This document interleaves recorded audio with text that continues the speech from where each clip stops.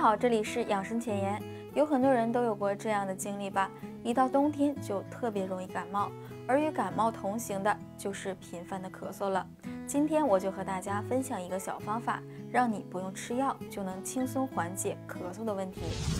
大蒜几乎是每家厨房都会备有的调味品。其实大蒜除了调味外，还有别的妙用。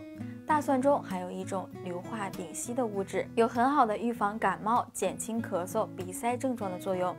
将大蒜去皮捣碎后放入碗中，加入适量的冰糖，将碗中倒满水，再放入锅中，先用大火将水煮沸，再用小火煮10分钟左右就可以了。最后过滤去渣，一日分2到3次服用。轻咳者一般1到2天，咳嗽的症状就会得到有效的缓解。除此之外，对于刚刚患有感冒、咽喉肿痛的人群，可以将大蒜切成2片，含在口中2个小时后吐掉，能有效的缓解咽喉肿痛的问题。以上是这期的全部内容了。有规律的养生是健康长寿的秘诀，希望朋友们可以坚持下去。我们下期再见吧。